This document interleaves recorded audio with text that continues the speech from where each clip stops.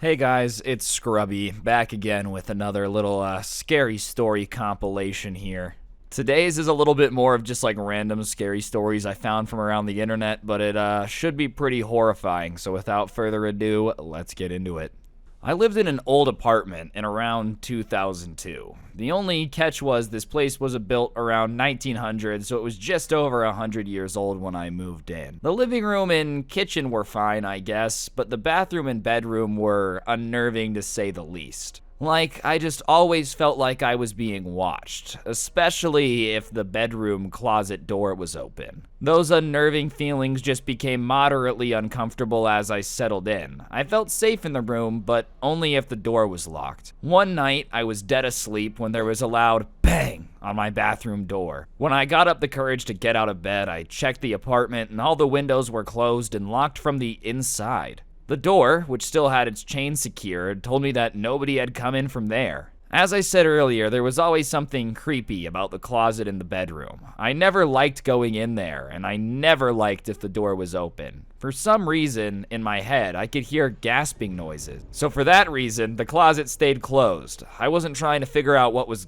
the source of the gasping noises. A month or more after that, I woke up to the bang on my door. I was dead asleep, but something woke me up. And it was like a pressure on me being held down. It was pitch black in my room and I couldn't see anything, but I knew someone or something was standing over me. When I could finally turn on a bedside lamp, I saw that nobody was there. But I had sworn that I had felt someone watching me sleep, standing over me.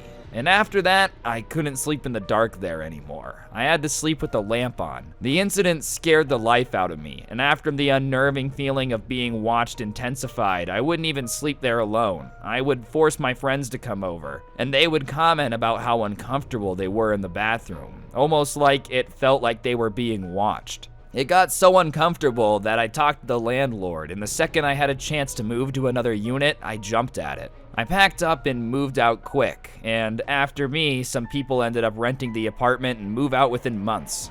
It was like a revolving door of people. It didn't matter who had rented that place, every single one of them ended up leaving quickly, talking about the noises. I ended up becoming friends with the building manager. He told me that he had heard complaints about the place being haunted, but just laughed it off.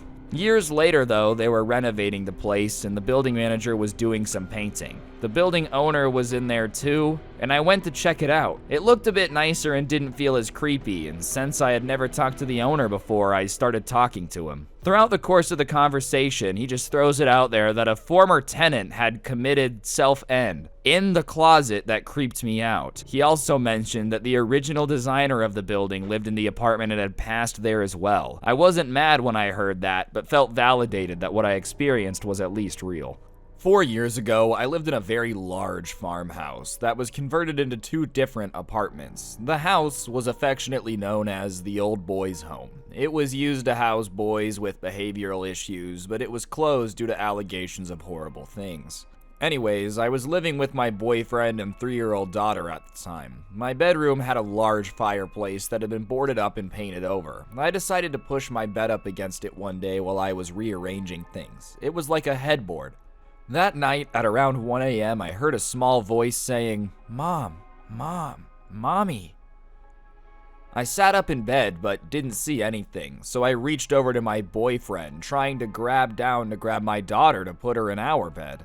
I kept feeling around and was still hearing the voice, but I couldn't feel her. My boyfriend woke up and turned on the bedside lamp, asking me, "What the hell are you doing?" I explained that Amelia was trying to get into our bed and I was reaching for her, but there was nobody there. My daughter was sound asleep in her room. Then the next night came. At around 1 a.m., my dog started to whimper at our door, so my boyfriend got up to take him outside. You know that feeling in a bed when someone lies down next to you, where the bed pushes in and there's a warmth on your back? I felt that, so I assumed my boyfriend had come back to bed. I rolled over, and my boyfriend wasn't in bed, but I felt the bed release pressure. Whatever was laying next to me had gotten up in that second, and I moved my bed the next day to the other side of the room and never had another incident in the 2 years I remained in that house. Okay, so this was probably 15-ish years ago now. When I was in high school, my group of friends used to spend a lot of time at a particular friend's house because it was huge. But it was also quite an old house. The thing that made it really great were that his parents were cool with us taking over when we were there. We'd make a dinner for about 10 people, stay up late listening to music and playing video games, and they never seemed to mind. Anyways, one evening, we're all sitting in his room, watching TV. It's dark and the lights are on, but the curtains are open, and suddenly, two different people on opposite sides of the room jump, like they've been startled and look around. Both of them explain that they saw in the reflection of the window somebody walk across the room. We were on the second floor. None of us had moved. It freaked a few of the girls out and we had to calm them down a bit. Flash forward to a couple weeks later, and we found a pack of cards in our friend's house that had letters on them. Somebody suggested that we could use these as a Ouija board and figure out if our friend's house was actually haunted. We got a big wooden board, I think it might have actually been the top of a table once upon a time, and arranged the cards in a circle around the edge with an extra 2 homemade yes and no cards. We grabbed a glass and off we went. It started to answer questions, telling us that it was a man who used to live in the house and had died there. We asked when he died, and just got the answer, long. We asked if he was moving the glass, and he said yes. This is where I decided to be dumb, and I asked if he could move anything other than the glass. Yes, he replied. We all paused and listened for the sound of moving, but nothing happened. We asked if he had moved something. Yes. Nothing happened again, so we moved on, asked some more questions, and decided to wrap it up. It was about 10:30 when we had asked that questions, but after a little while longer, we decided to say goodbye. I think at least one of us was aware enough to know that you had to say goodbye to close the conversation properly. And a little bit later, we all went home, a little spooked but enjoying it. Nevertheless, I walked home with another friend who lived nearby, and as I walked in the door, my mom called through me to be careful because a mirror had fallen off the wall earlier and they weren't sure if they picked up all the bits of glass. I was freaked out, and when I asked what had happened and when, she told me 10:30. The same time that I had asked the spirit to move something. Let's just say that I did not sleep very well that night. The house I lived in from when I was about 13 to 24 had some darkness in it. I remember hearing stories from my parents that the son of the previous owner had OD'd. It always creeped me out a bit. Throughout my entire time living there, I saw and heard all the classic signs of haunted houses. We had a glass cube wall, this was the 80s, that separated the living room from the dining room. And I would see all sorts of shadows running past on the other side in the dead of the night when I would stay up watching movies or gaming. There was never anyone awake when I would go look. One night, when I was about 15 years old, I was sleeping in my room when all of a sudden I woke up. I had this HP laptop that would let off a blue light when closed, just dim enough to check the time from my wristwatch that was laying next to it. And as I'm squinting to see the time, I hear something whisper my name, right next to my ear, almost as if it's standing an inch away from me. I jumped out of bed and scrambled out of my room, knocking everything over in the process. I didn't stick around to see what else I would hear. I ran out to the living room and laid on the couch, waiting in fear for something to come out of my room and attack me. But nothing ended up coming, and I ended up passing out on the couch until the next day. For the next few nights, I couldn't sleep well and kept waiting for something to speak to me again, but nothing ever did. The house came with a camera system installed, and I remember seeing all sorts of wacky things. The back fence door opening on its own when it had 2 clip locks.